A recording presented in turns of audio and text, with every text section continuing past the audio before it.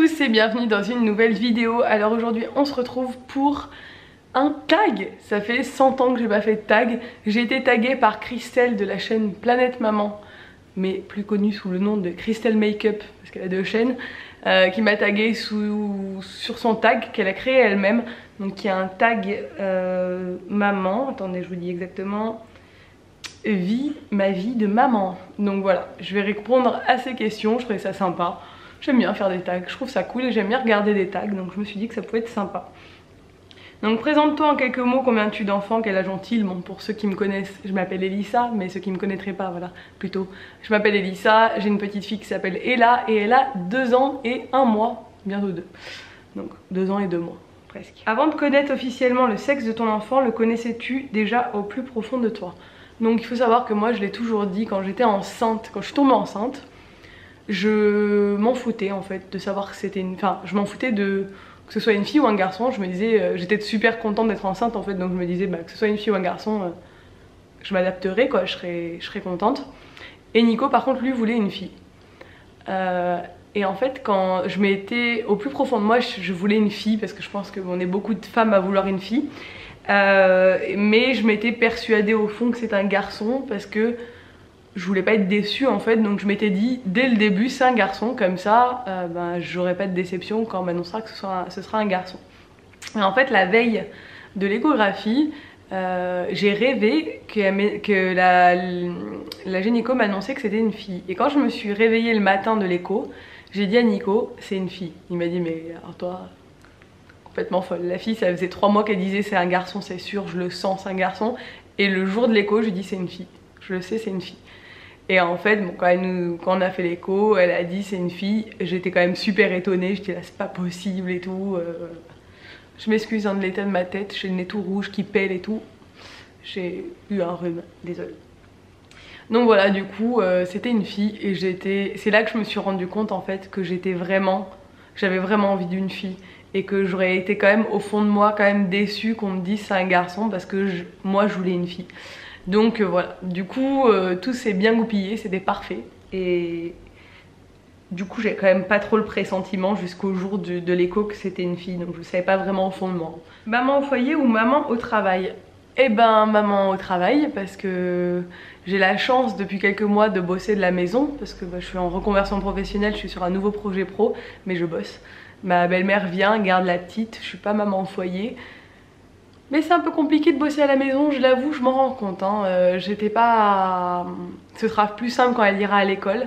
Mais c'est vrai que bon, j'ai la chance d'avoir ma belle-mère qui vient, qui garde Ella depuis qu'elle est née en fait. Depuis qu'elle a 2 mois et demi. Avant j'avais un boulot où j'allais au travail tous les jours, donc ça a toujours été comme ça. Maintenant que je bosse à la maison, j'ai mon bureau, je bosse dans mon bureau le matin. Je bosse pendant la sieste d'Ella et après je la garde. C'est-à-dire que ma belle-mère s'en va généralement à midi.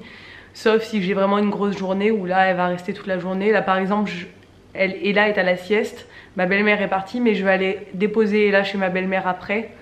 Parce que je dois descendre faire des papiers, des trucs et que je peux pas emmener Ella. Donc voilà, on s'organise comme ça mais je travaille. Je suis pas uniquement maman, même si être uniquement maman au foyer c'est déjà énorme. Parce que en étant à la maison toute la journée avec la petite, je me rends compte que ce serait quand même plus simple pour moi si elle allait à la crèche.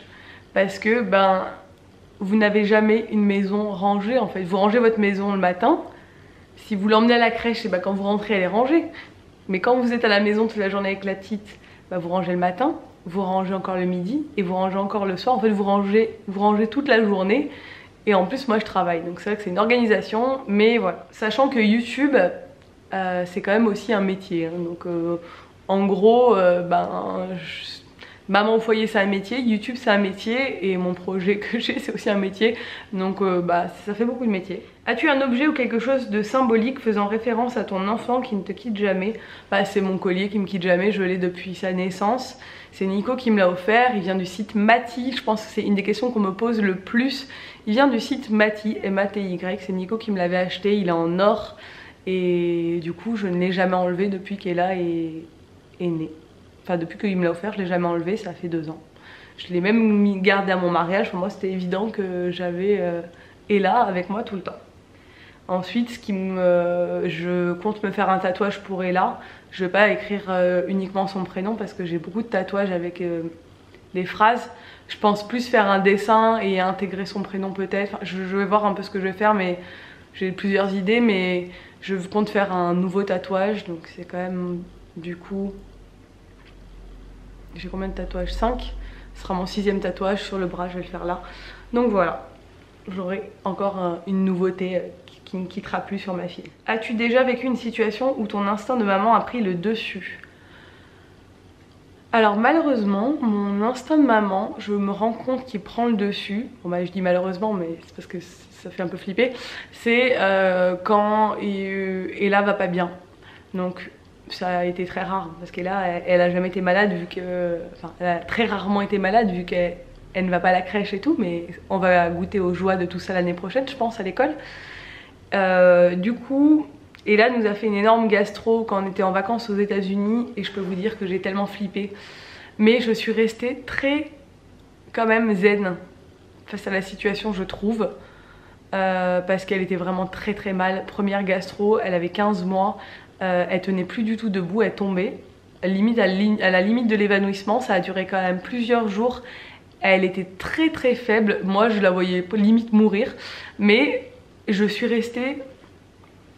Parce que je voulais pas l'inquiéter plus que ça, elle, et je voulais pas que Nico... En fait, il fallait bien qu'on se tienne bien, Nico et moi. Je pense que malheureusement, là, c'est là qu'on se rend compte que les gens qui ont des enfants malades, c'est l'horreur.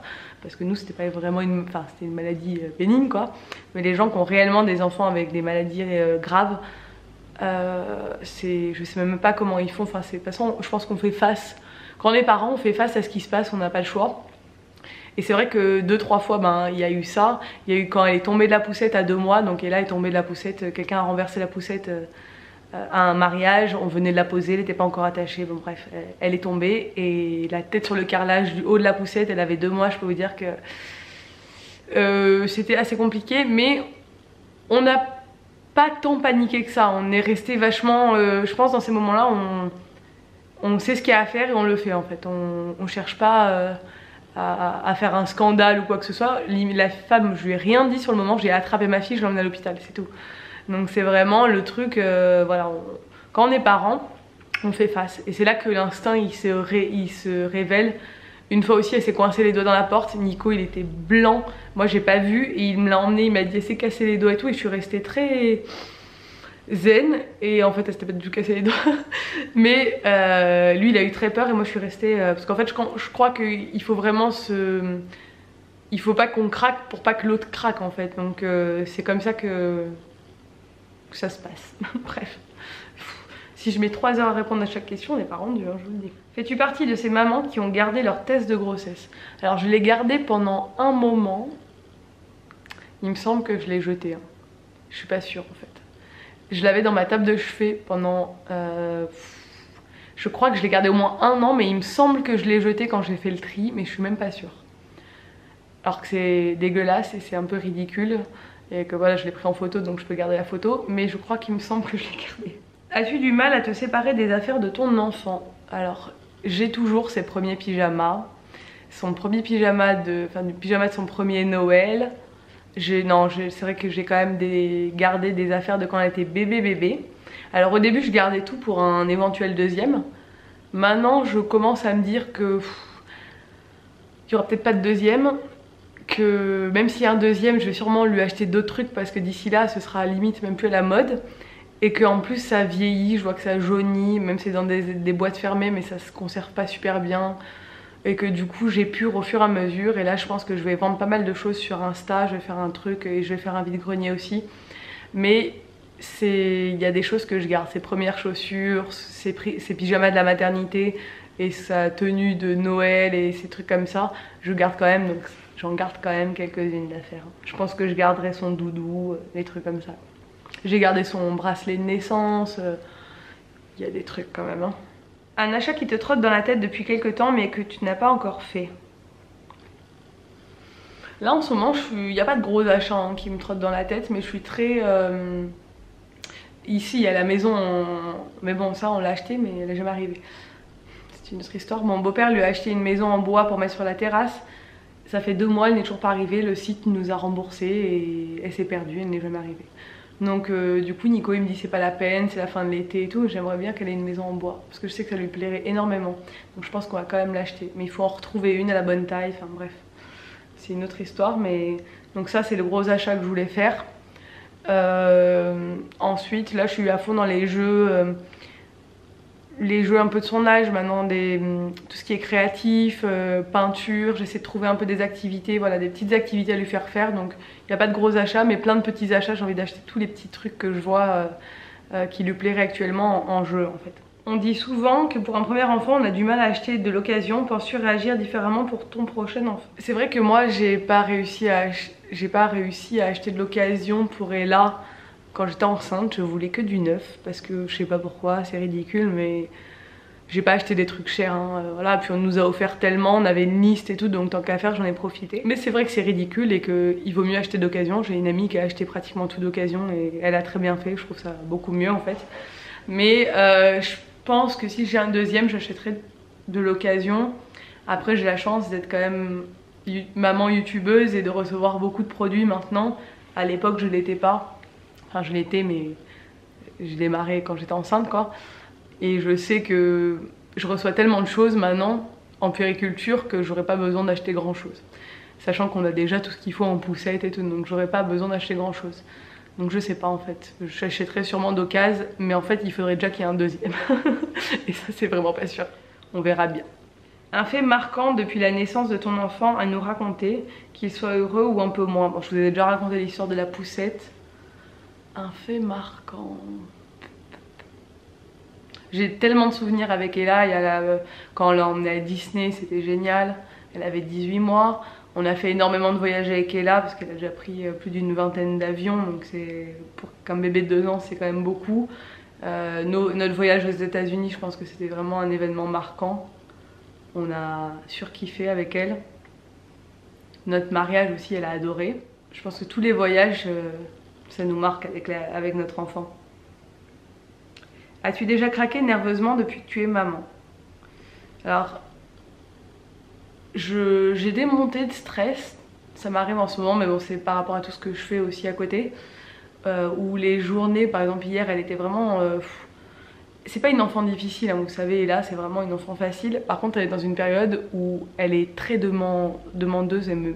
Elle est très maman, et elle me pose des questions toute la journée.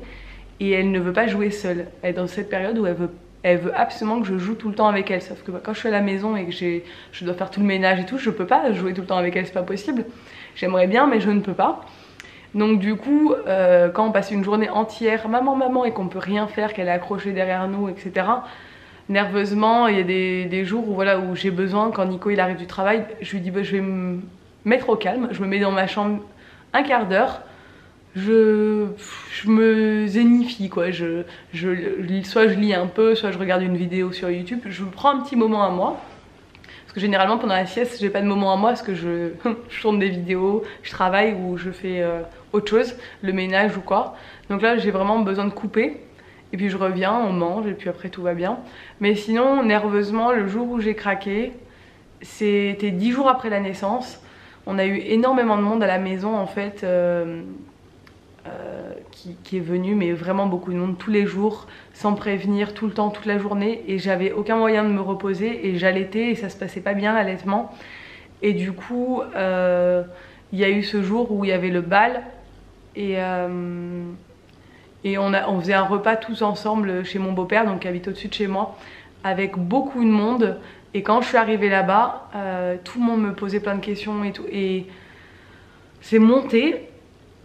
Et en fait j'ai pris la petite et je suis partie.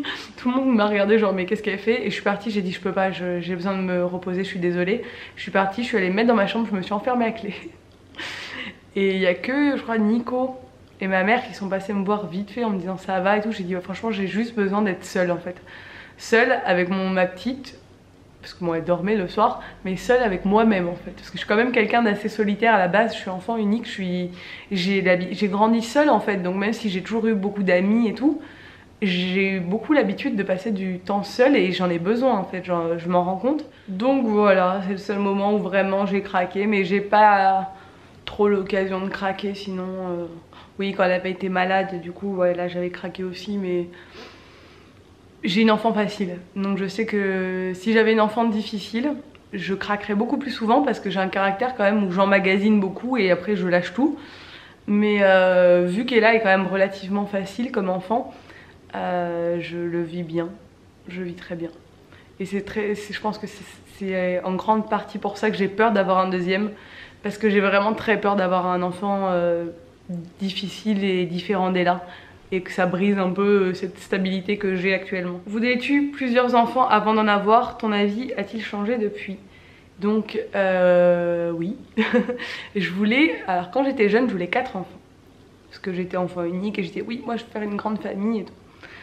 Après la vie est passée, j'ai dit que j'en aurais 3. Et après avec Nico, quand on a décidé réellement d'avoir des enfants, on s'est dit qu'on voulait 2 enfants parce que c'était bien 2 enfants, c'était parfait. Puis avec la vie aujourd'hui, c'est quand même difficile d'avoir beaucoup d'enfants quand on vit dans une région chère comme la nôtre. Donc du coup, on est parti sur 2 enfants. Donc j'ai eu Ella quand elle était bébé, donc je dirais de la première année. Moi j'étais à fond, ouais je veux un deuxième très rapidement, je veux enchaîner de suite, je veux qu'ils aient pas d'écart. J'étais à fond là-dessus, genre limite 18 mois d'écart et tout. Je bossais, j'étais pas heureuse dans mon travail et tout, donc j'ai commencé à me poser des questions, à me dire bon, ce serait bien de changer de boulot. Donc là j'ai changé de boulot. Et Ella a grandi, et c'est vrai que depuis qu'elle a 2 ans, j'ai de moins en moins envie d'avoir un deuxième. Pas parce que, comme je vous le disais, elle est difficile ou quoi que ce soit, parce que pas du tout, c'est une enfant adorable qui m'apporte tellement de bonheur au quotidien, et je sais qu'un deuxième en apportera autant.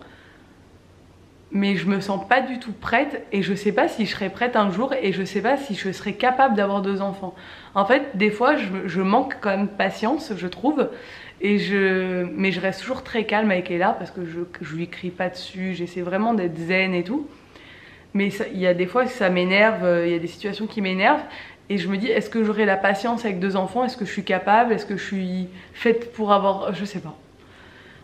Est-ce que je serai épanouie? Est-ce que ça va pas nous coûter...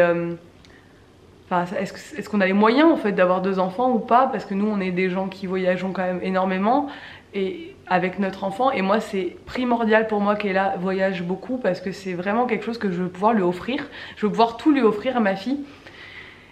Et si demain je me retrouve avec 2 enfants et que financièrement on n'a plus la capacité de partir en vacances comme on fait et que je peux pas leur offrir ça, je serais très frustrée et très triste. Donc c'est un choix à faire et on le fera. Nico a envie d'un deuxième enfant, hein, je vous le dis. Mais en fait c'est juste, je pense pas de suite le bon timing. Donc après je suis capable de changer d'avis demain, hein, je vous le dis. Mais aujourd'hui, quand je filme cette vidéo 28 août 2017, je ne suis pas prête. Voilà, c'est tout ce que j'ai à dire. Je crois que c'est assez long. Donc je crois que ce tag est terminé. Ouais, il est terminé. Je le trouvais super sympa. Merci Christelle de m'avoir tagué dessus. C'est très gentil d'avoir pensé à moi. Je tag qui? Je tag qui? Alors je vais taguer Julia de la chaîne Julia et Kezia, ma copine Julia. Je sais pas s'ils le feront, mais je vais taguer Family Cost. Je vais taguer Anne-Sophie de la chaîne Oh la belle famille. Je vais taguer Gaëlle. Gaëlle, fais-nous une petite vidéo ou une petite story Insta pour répondre à ce tag. Ça me ferait plaisir. Ou sous un autre support, si tu vois ce que je veux dire. Voilà. Et puis je crois que c'est tout, hein. Ça suffit. Voilà, bah je vais vous taguer toutes les 3. Je crois que... J'en ai dit 3? Ouais, je crois que j'en ai dit 3. Ça suffira parce que je n'ai aucune inspiration. Donc voilà, j'espère que cette vidéo vous a plu. Si c'est le cas, n'hésitez pas à la liker et à vous abonner à ma chaîne, mais aussi à la chaîne de Nico. Ça lui fera super plaisir. Et je vous dis à très bientôt pour une nouvelle vidéo. Ciao!